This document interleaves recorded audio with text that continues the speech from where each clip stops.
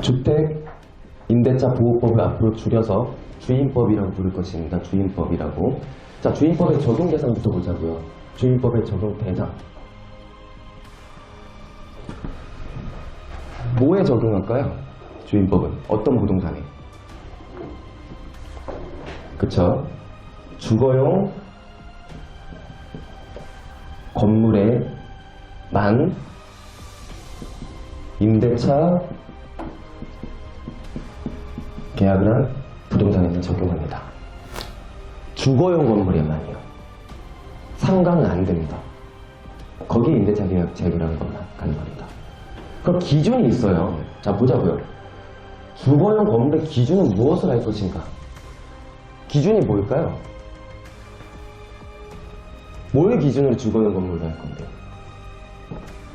공부? 공부는 뭐가 있어요? 등기. 그쵸? 등기에 뭐 아파트라고 나와 있으면 주택인가?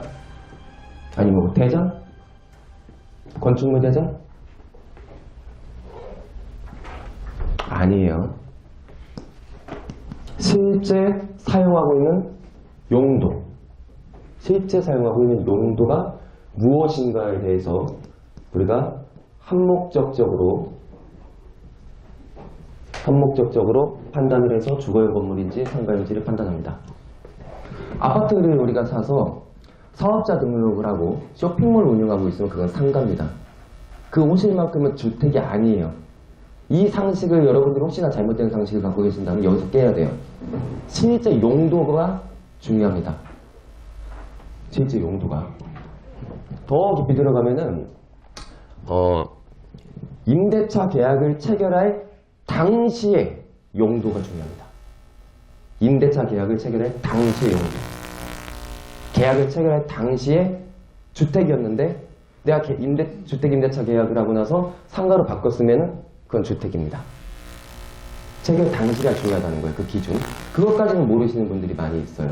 그래서 그것까지 말씀을 드린 것이고, 이제 예를 한번 들어볼까요? 갑소유로 인정되는 부동산이 있어요. 그리고 임대차 계약을 체결했습니다. 그 이후에 근저당권이 설정되어 있어요. 자, 그럼 말소 기준 권리는 뭐예요? 말소 기준 권리는 임차인이에요? 근저당이에요? 근저당이 말소 기준이 되는 권리이고, 이 기준보다 앞서면 인수하는 것이고 늦으면 인수를 하지 않는 것이죠. 사라지는 것이기 때문에. 자, 그러면 보자고요. 이 상태에서 계약을 어떻게 했냐면은 한 보증금 5천에 60 정도로 계약을 했다고 가정을 할게요. 누구와? 의가. 그리고 그런데 보니까 계약을 체결하고 나서 을이 여기를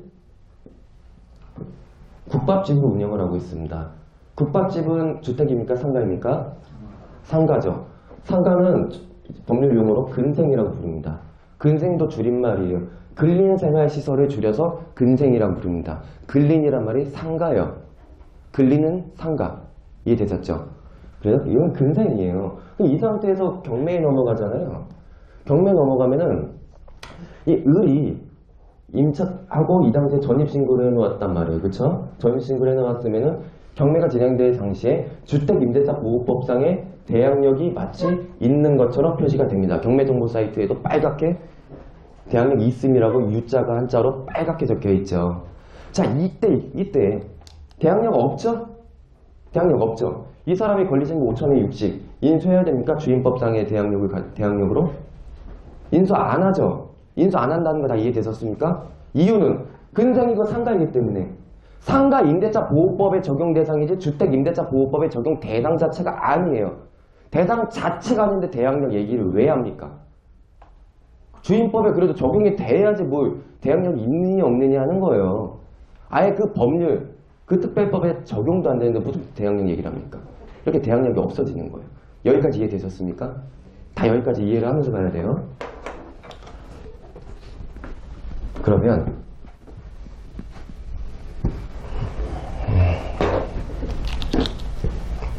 실제로 제가 또 이제 수익을 내는 모델이에요. 겸용주택의 개념을 설명해 드릴게요. 겸용주택이 뭘까요? 그쵸. 상가주택. 그쵸. 상가주택. 이렇게 떠올리시면 돼요. 자, 그럼 이런 경우가 있어요. 그 인천에는 을왕리 옆에 왕산해수욕장이라는 곳이 있고 거기 이제 제 친구의 어머님이 이제 슈퍼를 운영하십니다. 보게 되면 가보면 어떻게 되어 있냐면 저도 여기 여름에 가서 뭐 도와드린다고 파라솔을 알바하고 그러거든요. 얼굴 새카매지고 여름 되면 이제 갑소유로 인정되는 이제 건물에 대해서 을리가 임대차 계약을 체결했습니다. 그리고 여기를 실제로 일주일 슈퍼예요. 혹시 왕산해수욕장 가시면 일주일 슈퍼 가셔갖고 폭죽이나 그런 거 사시면 됩니다.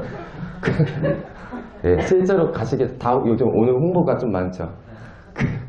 가보면 어떻게 되어 있냐면 20%가 방 한 칸에 주거용으로 사용되고 있습니다. 그리고 80%는 이제 슈퍼로 운영이 되고 있어요. 그리고 이제 보증금 5천에 뭐 이제 250 정도 이런 식으로 운영이 되고 있는데 이 금액은 정확하지 않습니다. 제 어머님한테 얼마 하고 있는지까지 물어보지는 않으니까 이렇게 가정을 했을 때 자, 주거로도 사용되고 있죠. 그리고 상가로도 사용되고 있잖아요. 그리고 이때 임대차 계약을 하고 전입신고까지 했단 말이에요. 그쵸? 왜냐면 이쪽은 우편을 받아야 되니까. 그쵸? 그 용도를 이유라도 전입신고를 해야 되지 않겠습니까? 그 상태에서 만약 경매가 넘어간다고 가정을 해볼게요. 자, 그리고 임차인으로서 이 사람이 권리신고를 했습니다. 그쵸? 전입신고했고 그 이후에 근저당이 설정되었다고 하면은 선순위 임차인처럼 또 빨갛게 표시되겠죠. 인수여부는 우리가 파악해야 되는 것이고 그럼 여러분이 파악해보세요. 주택임대차보호법 적용될까요? 안 될까요? 안 돼요. 안 됩니다. 반대로 해볼게요. 반대로 그냥 하지 말고 이렇게 얘기하자. 80%가 주택이고 20%가 상가예요. 될까요? 안 될까요? 됩니다. 이게 뭘 의미할까요? 겸용주택의 경우에는 실제 사용하는 용도의 주된 범위가 무엇인가를 따집니다. 주된 범위. 실제 주된 용도. 그러다 보니까 뭐 50% 이상이 상가다. 그러면 상인법으로 가야 되는 거예요. 근데 주된 범위 50% 이상이 50%를 초과해서 주택으로 사용되고 있다. 그럼 주인법이 적용돼 버리는 겁니다. 통째로. 이해되셨습니까? 이 관련돼 갖고 저는 실제로 수익을 많이 봤어요. 이게 어떻게 수익을 받느냐면 이런 경우에도 많이 봐집니다. 예를 들어서 우리가 시골 같은 데 놀러 가다 보면은 세탁소 하나를 들어가더라도 세탁소는 단가잖아요. 근데 거기다 방 하나에서 나오시잖아요. 어르신들이. 손님 왔다고. 문 열리는 소리를 들으면서. 그쵸? 이게 바로 다 겸용주택인 거예요. 상가를 운영하면서 거주까지 같이 함께 하지 않습니까? 이런 것들이 나왔을 때 보통 전입신고한 날짜를 가지고 권리신고를 많이 합니다. 그럼 이제 초보자들은 모르는 거예요. 보증금 이후로 인수해야 되는구나 생각하지만 들어가서 주된 용도를 봤을 때 상가면 주인법이 적용 안 되기 때문에 대항력이 무너지는 것이고 내가 그걸 정확하게 안다면 낙찰을 받아서 보증금 인수하지 않을 수 있겠죠. 이런 거거든요. 자, 보자고요.